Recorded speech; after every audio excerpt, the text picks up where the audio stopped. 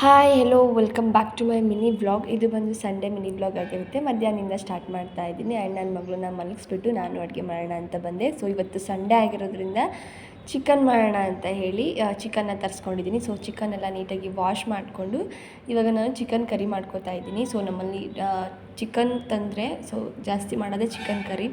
So ಹಂಗಾಗಿ chicken curry ಎಲ್ಲನೂ ready ಮಾಡಿಕೊಂಡು ಇವಾಗ ಒಗ್ಗರಣೆನ ಹಾಕೋತಾ ಇದ್ದೀನಿ. ನನಗೆ ಚಿಕನ್ ಕರಿ ಅಂದರೆ ತುಂಬಾ ಇಷ್ಟ. ಸೊ ನಮ್ಮನೇಲಿ ಯಾವಾಗಲೂ ಚಿಕನ್ ತಂದರೂ ಬಿರಿಯಾನಿ ಕಬಾಬು ಅಷ್ಟು ರೇರಾಗಿ ಮಾಡ್ತಿರ್ತೀವಿ. ಸೊ ಈ ಕರಿ ಮಾತ್ರ ವೀಕ್ಲಿ ಒಂದು ಸರ್ತಿನಾದರೂ ಮಾಡಲೇಬೇಕು ನಮ್ಮ ಮನೇಲಿ. ಸೊ ಹಂಗಾಗಿ ಇವಾಗ ಅರಿಶಿನ ನೀರೆಲ್ಲನೂ ಹಾಕಿ ಬಿಟ್ಕೊಂಡಿದೆ. ನೀರು ನೋಡಿ ಎಷ್ಟು ಚೆನ್ನಾಗಿ ಬಿಟ್ಕೊಂಡಿದೆ ಅಂತ.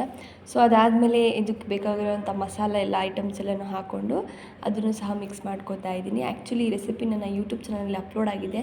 ಸೊ ಯಾರು ನೋಡಿಲ್ಲ ಹೋಗಿ ಒಂದ್ಸಲ ಚೆಕ್ ಮಾಡಿ. ಸೊ ಫೈನಲಿ ಸೆಟ್ ಆದಮೇಲೆ ಚಿಕನ್ ಕರಿ ರೆಡಿ ಆಯಿತು. ಸೊ ಅನ್ನದ ಜೊತೆ ಹಾಕ್ಕೊಂಡು ಬ್ಯಾಟಿಂಗ್ ಹೊಡೆದಾಯಿತು. ಸೊ ಅನ್ನ ಚಪಾತಿ ಪೂರಿಗೆಲ್ಲ ತುಂಬಾ ಚೆನ್ನಾಗಿರುತ್ತೆ. ಇನ್ನು ಸಂಜೆ ಕಾಫಿ ಮಾಡ್ಕೊಳ್ಳೋಣ ಅಂತ ಬಂದೆ. ಸೊ ಫಸ್ಟ್ ನನ್ನ ಮಗಳಿಗೆ ಹಾಲನ್ನ ಕಾಯಿಸಿ ಎತ್ತಿಟ್ಬಿಟ್ಟು ಅದಾದಮೇಲೆ ನಾನು ಕಾಫಿ ಮಾಡ್ಕೊಳ್ಳೋಣ ಅಂತ ಕಾಫಿ ಪೌಡರ್ನ ಹಾಕ್ಕೊಂಡು ಕಾಫಿನೂ ಸಹ ಮಾಡಿಕೊಂಡೆ. ಹಾಗೆ ಮಧ್ಯಾಹ್ನ ದೋಸೆಗೆ ನೆನೆಸಿಟ್ಟಿದ್ದೆ. ಸೊ ಹಂಗಾಗಿ ಇವಾಗ ರುಬ್ಕೊಬೇಡ ಅಂತ ಹೇಳಿ ಜಾರ್ಗೆ ಹಾಕ್ಕೋತಾ ಇದ್ದೀನಿ.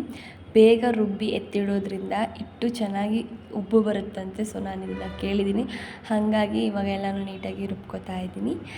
ವಿಡಿಯೋ ಇಷ್ಟ ಆದರೆ ಒಂದು ಲೈಕ್ ಮಾಡಿ, ಶೇರ್ ಮಾಡಿ, ಹಾಗೆ ಸಬ್ಸ್ಕ್ರೈಬ್ ಮಾಡಿ, ಇನ್ಸ್ಟಾದಲ್ಲಿ ಫಾಲೋ ಮಾಡಿ. Thank you.